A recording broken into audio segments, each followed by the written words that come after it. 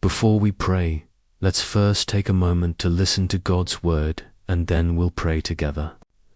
Isaiah 43 1-19 says, "Behold, I will do a new thing. Now it shall spring forth. Shall you not know it? I will even make a road in the wilderness and rivers in the desert." This verse reveals the heart of a God who never stops working. Even when everything around us feels barren or broken, even when our plans crumble and our hearts ache, this promise stands firm that no matter where you find yourself today, God can still do something new. He can bring life out of dry ground. He can make a way where there seems to be no way. When Isaiah wrote these words, God was speaking to his people during a time of captivity and despair. They had seen better days. They felt forgotten and lost. Yet in the middle of their wilderness, God declared, "I will do a new thing." It was not a suggestion or a distant hope. It was a divine announcement that his purpose was still alive. He was reminding them that his power had not expired, that his mercy had not run dry, and that his plans were not over. And maybe, just maybe, you need that same reminder today. Maybe your life feels like a wilderness. Maybe you're walking through a dry, lonely, or confusing season where nothing seems to grow. Maybe you've been praying for something that hasn't yet happened, and the waiting feels endless. But hear this, the same God who spoke to his people through Isaiah is speaking to you right now. He's saying, "I am still working. I am still able. I am still faithful." Sometimes when we're in the middle of trouble, it's hard to see what God is doing. Our perspective becomes clouded by fear, pain, or disappointment. We pray for change, but when nothing happens right away, we begin to wonder if God has forgotten us. But he hasn't. His silence does not mean his absence. His delay does not mean denial. As Ecclesiastes 3:11 says, "He has made everything beautiful in its time." You may not understand the season you're in, but you can trust that God is shaping something good through it. Psalm 32:5 reminds us, "Weeping may stay for the night, but rejoicing comes in the morning." Nights of sorrow do not last forever. Every valley has an end. Every storm has a passing. Every trial has an appointed time to finish. So hold on, child of God, because God's new thing often begins in the most unexpected places. When you feel stuck, he is paving a way. When your spirit feels dry, he is preparing streams of refreshment. When everything looks impossible, he is writing a testimony that only he can receive glory for. He is not limited by your circumstances. He is not hindered by your past. He is not defeated by what seems impossible. Remember what Jesus said in Matthew 19:26. "With man this is impossible, but with God all things are possible." You may be in a dry season right now where life feels uncertain or meaningless, but the story is not over. You might feel like you're drifting, going through motions, waiting for something to change. Perhaps you've been praying for a breakthrough, but the heavens seem silent. Or maybe you've been struggling with a burden, a mistake, or a sin that you can't seem to let go of. But this season will not last forever. God is still writing your story, and his grace is greater than your failure. His mercy runs deeper than your mistakes. His love is wider than your fear. The Apostle Paul reminds us in Philippians 1-6, "He who began a good work in you will carry it on to completion until the day of Christ Jesus." That means the same God who started a work in you has not walked away from it. Even when you can't see progress, he is still moving. Even when you feel weak, his strength is being made perfect in you. We can't always change our circumstances, but we can choose how we respond to them. We can either let fear shape our outlook, or we can let faith lead the way. Romans 12:2 tells us, "Do not be conformed to this world, but be transformed by the renewing of your mind." That means choosing to think differently, choosing to see life not through your pain, but through His promise. It means refusing to let disappointment define you and allowing God's word to realign your heart with hope. Wherever you are right now, you are not there by accident. God has allowed you to be in that place for a reason. The battle you're fighting, the waiting you're enduring, the pain you're carrying, it all has a purpose. It's preparing you and positioning you for something new. When you walk through the wilderness, you are walking toward something greater. When you face the fire, you are being refined like gold. And when you wait in faith, God is working in ways you cannot yet see. Isaiah 42:31 says, "But those who hope in the Lord will renew their strength. They will soar on wings like eagles. They will run and not grow weary. They will walk and not be faint." That's God's promise to you, that as you wait, your strength will rise. The longer you trust Him, the stronger your faith becomes. God's timing is never late. His promises never fail. His plan is always worth waiting for. So don't give up.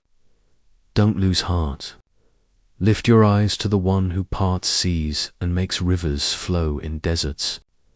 Your wilderness will not last forever. God is preparing to do a new thing in your life. It may not come the way you expect, but it will come right on time. Now, let's take a moment to pray together. King Jesus, teach me to trust you more deeply every day. Help me to build my faith so that no matter what I face, I will not be shaken, Lord. I know that every trial I go through has meaning. Nothing in my life is wasted in your hands. The pain I feel, the people who reject me, and the disappointments that seem to break me can all be used by you. For my good, what feels like a setback may truly be a setup for something greater that you are preparing. Help me, Lord, to see that even in my hardest moments, you are working behind the scenes. Holy Spirit, remind me that every difficulty can serve a divine purpose. Teach me to recognize that sometimes the very troubles I try to escape are the tools you use to shape my character. You are my deliverer and my Savior. You are the one who pulls me out of the pit and places my feet upon solid ground. You are my refuge in the storm and the peace that calms every anxious thought, even when it hurts. Lord, give me grace to hold on to an eternal perspective. Your word says in 2 Corinthians 4:17, "For our light and momentary troubles are achieving for us an eternal glory that far outweighs them all." So even when I am pressed on every side, I will not be crushed. Even when I am perplexed, I will not be driven to despair, because you are my strength and my portion forever. Help me to maintain a heart that remains hopeful in you. Jesus, when life feels too heavy, remind me that the weight of my burdens is light compared to the glory that awaits. I choose to see beyond the pain, to see the promise you have prepared for me. For, as Romans 8:18 declares, the sufferings of this present time are not worth comparing with the glory that will be revealed in us. You, Lord, are faithful to empower me. You give me strength to stand firm when the winds of adversity blow. You hold me up when my knees grow weak. You remind me that because you are victorious, I too can live in victory. Jesus, you conquered death. You overcame the grave. You crushed the power of Satan. Because of you, I can walk in confidence, knowing that no weapon formed against me shall prosper. So I declare by faith that I am not defeated by my troubles. In the mighty name of Jesus, I am not overcome by my afflictions. As long as I hold on to you, I will stand in victory. I will know you not just as my Savior, but as my healer, my restorer, and my defender. I will know you as the one who restores double what the enemy tried to steal. I will know you as my shield and protector, my safe refuge and fortress. Father, enlighten my spirit. Help me to see through the eyes of faith instead of fear. Let my thoughts be guided by your truth and not by my circumstances. Teach me to walk in your will even when I do not understand your ways. I know that you are sovereign over all things, and I believe that the battle has already been won. Lord, even when the world around me feels uncertain, I find peace in you. As you said in John 16:33, in this world you will have trouble, but take heart. I have overcome the world. I take heart today, Jesus. I choose joy even in trial. One choose faith even in fear. I choose peace even when chaos surrounds me. Your word in 2 Chronicles 20:17 reminds me that I do not need to fight my battles alone. You said, position yourselves, stand still, and see the salvation of the Lord who is with you. Do not fear or be dismayed, for the Lord is with you. Lord, I receive this promise into my life. I will not panic or try to control everything. I will stand still in faith and watch you move on my behalf. I believe you are fighting for me even now. When I feel weak, I will remember that you go before me. When I feel afraid, I will remember that you are beside me. When I feel uncertain, I will remember that you are already in tomorrow. I will hold my peace and trust that the battle belongs to you, with you by my side. Jesus, how can I be defeated by the troubles of this world? How can I fall under the weight of fear when you lift me with your righteous right hand? How can I be crushed by the enemy when your word says in Romans 8:37-39, in all these things we are more than conquerors through him who loved us. For I am convinced that neither death nor life, nor angels nor principalities, nor things present nor things to come, nor powers, nor height, nor depth, nor anything else in all creation will be able to separate us from the love of God that is in Christ Jesus our Lord. Thank you, Lord, for this unshakable truth. Thank you that your love is stronger than any fear, any failure, or any storm I may face. Thank you for the victory that is already mine through the blood of Jesus.